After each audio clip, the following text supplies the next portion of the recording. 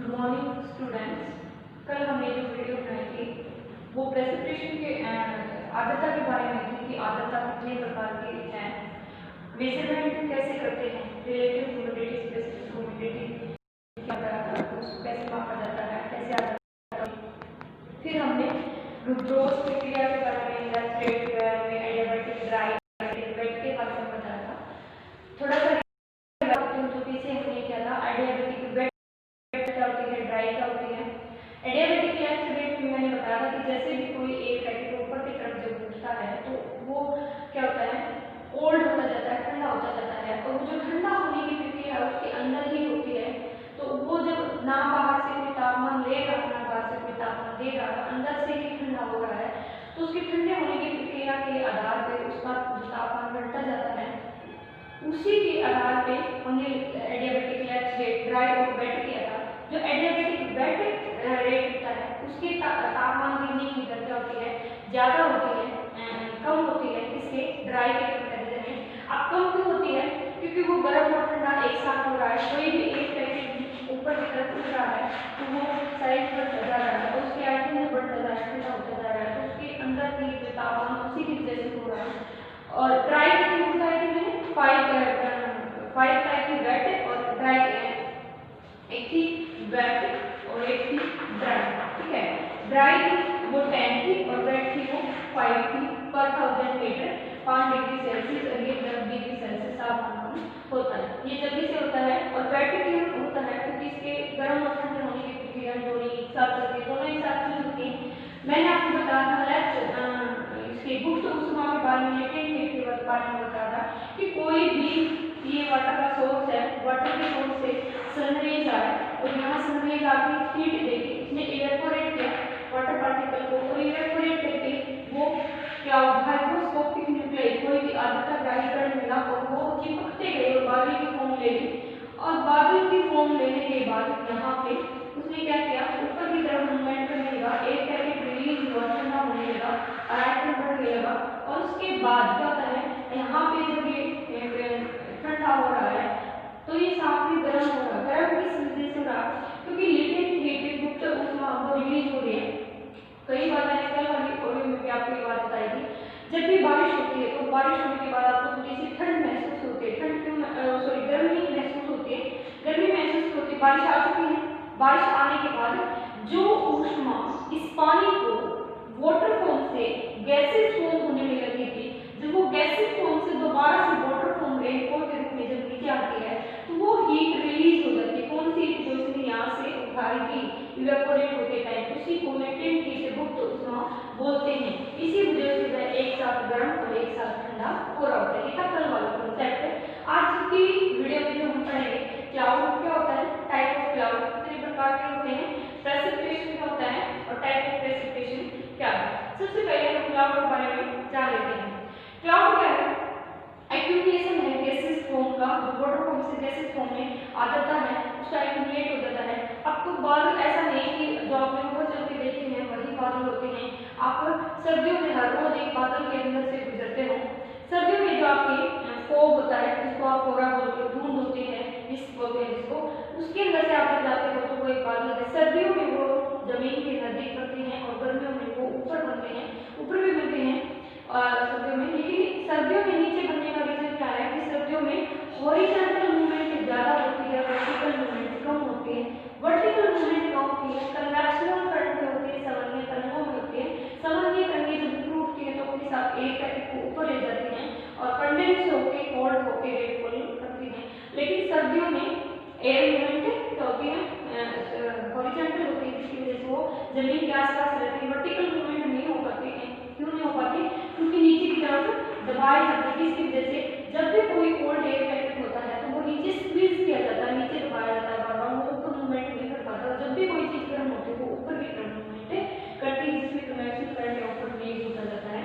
और कल मैंने आपको स्मोक के बारे में भी बताया था, स्मोक क्या होता है बताया था, याद है स्मोक, ठीक है। फॉग का जो कॉन्सेप्ट था, फॉग होती है सर्दियों में जो कोहरा और धुंध होती है, और स्मोक होता है जो आपके सिटी रीजन है जहाँ पे बहुत ज़्यादा यातायात का ट्रैफिक मिलता है, वहाँ पे कोहरे के टाइम पे जो होते हैं, धुआं होता है, फैक्ट्रीज होती हैं या फिर फिर आपके ट्रैफिक के का जो धुआं होता है इसके साथ क्या हो जाता है, मिक्स हो जाता है इसके साथ, फॉग के साथ, जिससे विजिबिलिटी दृश्यता बहुत कम हो जाती है और एक्सीडेंटल केस बहुत ज़्यादा होते हैं। ट्रेन के पीछे इवन रोड का जो सिस्टम चला था वो इसी वजह से था कि ठंड बहुत ज़्यादा थी और ट्रैफिक भी बहुत ज़्यादा था और गाड़ी वगैरह चलाने की वजह से धुआं भी बहुत ज़्यादा था।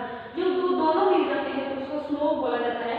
आजकल की सिटीज में सबसे ज़्यादा प्रॉब्लम है जिससे आपको लंग्स प्रॉब्लम या सांस लेने वाली जितने भी दिखते हैं इसी वजह से होते हैं। ये कॉमन नॉलेज की बात थी। अब टू द पॉइंट आते हैं क्लाउड्स के बारे में। ये हमने क्लाउड्स के बारे में कहा था कि जमीन के आसपास में हम देखते हैं अक्यूमुलेशन होता है गैसेस फॉर्म में।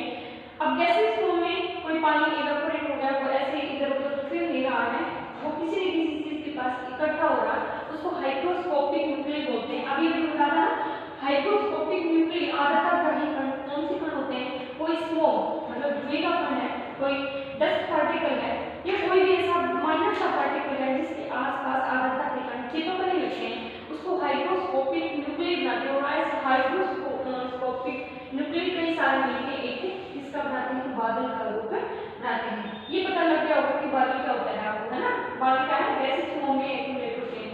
अब बादल क्लाउड्स के दो टाइप में हम इसको डिवाइड करेंगे। एक जो टाइप है साइज एंड स्ट्रक्चर, उसके आकार क्या है, उसका साइज क्या है मतलब आकार क्या है, शेप उसकी आकृति क्या है, स्ट्रक्चर संरचना वो कैसे फॉर्म में बना हुआ है, इस बेस पे।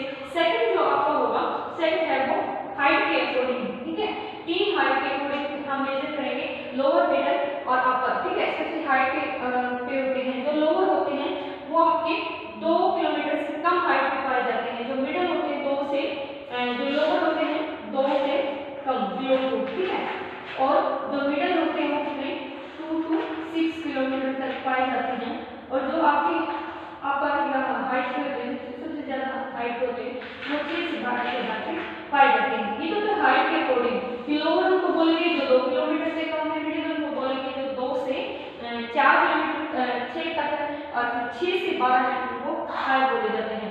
अब साइज एंड स्ट्रक्चर के आधार पर सबसे पहला जो क्लाउड होता है वो कौन सा होता है, पक्षाभ बोलते हैं, सिरस क्लाउड इसको बोलते हैं। अब पक्षाभ इसको भी बोला, इसको आप पक्षाभ को हिंदी में याद करना। इसके जो पंख होते हैं ये पक्षियों की तरह होते हैं, है ना। ये जो पक्षाभ क्लाउड होते हैं ये ऐसे बने होते हैं, इसीलिए इनको पक्षाभ में बोला जाता है, ऐसे ऐसे होते हैं।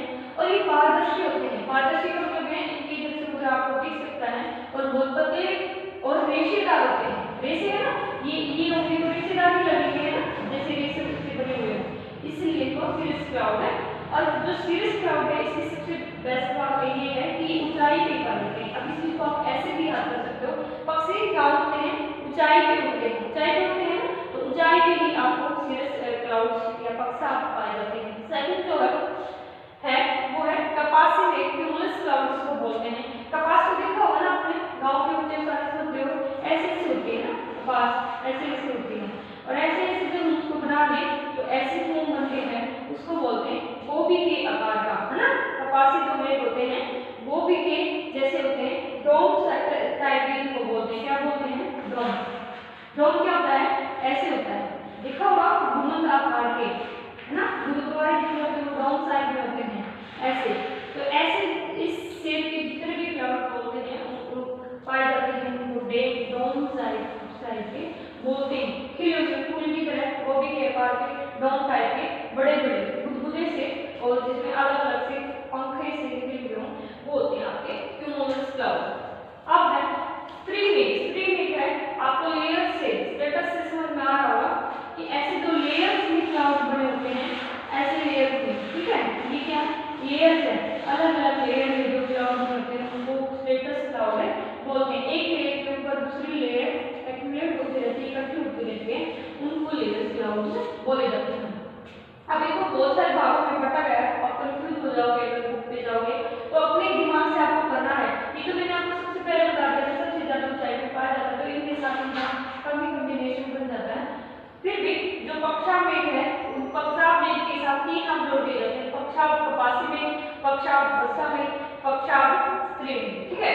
स्त्री मेघ के साथ इसका नाम नहीं जोड़ा जाता, सॉरी। फिर है पक्षाभ मेघ क्यूमुलस क्लाउड है, क्यूमुलस क्लाउड के साथ पक्षाभ कपासी, पक्षाभ मेघ, कपासी वर्षा में। ऐसे स्त्री होता है, स्त्री स्टेटस में सिंपल स्टेटस, वर्षा में सिंपल स्टेटस स्टिमुलस, ठीक है। इनके साथ एक दूसरे के नाम जोड़ के हाइट के अकॉर्डिंग अलग अलग नाम।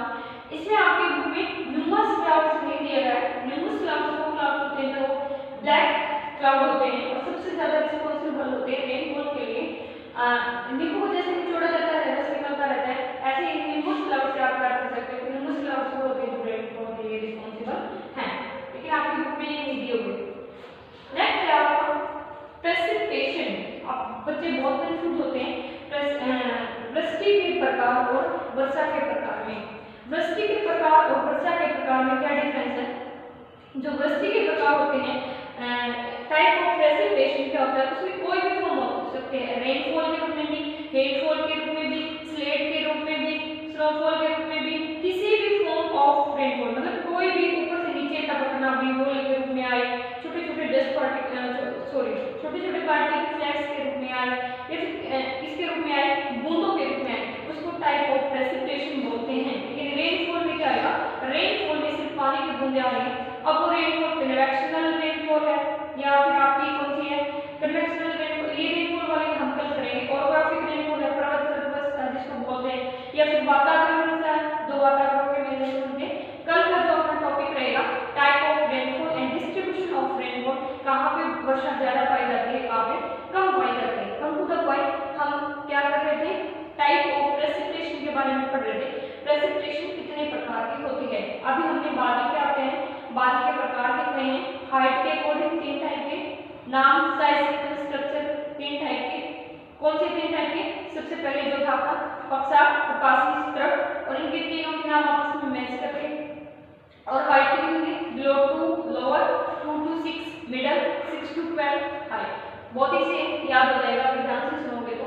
उसके बाद टाइप ऑफ प्रेसिपिटेशन, अभी प्रेसिपिटेशन और रेनफॉल में क्या डिफरेंस है, उसके बाद जान लेते हैं कि प्रेसिपिटेशन होती क्या है, कौन सी चीजें रिस्पॉन्सिबल है मेरी प्रेसिपिटेशन को। सबसे पहले रिलेटिव ह्यूमिडिटी, ये मैंने आपको बताया था कि एक्चुअल जो एयर पैकेट है उसमें कितनी ह्यूमिडिटी है उसी को हम मापते हैं, चाहे वो बड़ा बर्तन है चाहे वो छोटा बर्तन है, कोई भी एयर पैकेट है उसके अंदर कितना मॉइस्चर है, रिलेटिव ह्यूमिडिटी सापेक्ष आर्द्रता मापी जाती है, ठीक है। अब उसके अंदर यहाँ 90 भी है, 35 भी है, 40 भी, कितनी भी हो सकते हैं। अब रिलेटिव ह्यूमिडिटी क्या आती है, तापमान के अकॉर्डिंग मेजर किए जाते हैं। ये अगर 20 डिग्री सेल्सियस है यहाँ तापमान, तो कितने डिग्री सेल्सियस तापमान से कितनी वाटर को एब्जॉर्ब कर सकते हैं, ये कितने को एब्जॉर्ब कर सकते हैं। अब किसी भी चीज की जब रिलेटिव ह्यूमिडिटी आधा 100% हो जाते हैं तो वो कंडेंसेशन स्टार्ट कर देते हैं, और कंडेंसेशन के बाद रेनफॉल स्टार्ट कर देते हैं।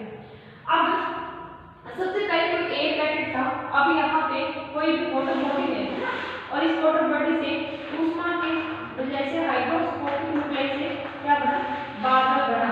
अब इस बादल को बनने में कौन है, सबसे पहले कोई एक बादल, इसमें रिलेटिव ह्यूमिडिटी कितनी है, यहाँ इस एयर पैकेट में रिलेटिव ह्यूमिडिटी कितनी है, सापेक्ष आर्द्रता एक्चुअल में कितनी आर्द्रता है, मान लिया 10 डिग्री, कल मैंने आपको बताया था 10 डिग्री सेल्सियस तापमान पे 20 कर सकते हैं, 10 डिवाइड बाय 10 मल्टीप्लाई 100, कि 50% है, 60% है, 100% है।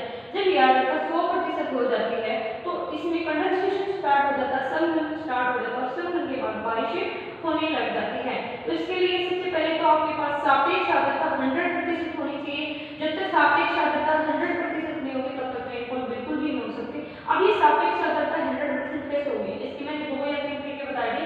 ये कोई एयर पैकेट है, इस एयर पैकेट का क्या हो जाए, टेम्परेचर क्या हो जाए, कम हो जाए। अगर किसी भी एयर पैकेट का तापमान कम हो जाता है तो उसकी रिलेटिव ह्यूमिडिटी बढ़ जाती है। कैसे बढ़ेगी, नॉर्मल सी बात है, अगर 10 डिग्री सेल्सियस पे सैचुरेशन पॉइंट 20% है, 30% मतलब कि वो इतना एब्जॉर्ब कर सकती है। अब 5% पे तो सैचुरेशन 100% हो जाएगा। नॉर्मल समझने की कोशिश करते हैं, 10 डिग्री सेल्सियस पे सैचुरेशन पॉइंट कितना है, भी अगर उसके अंदर 50 है तो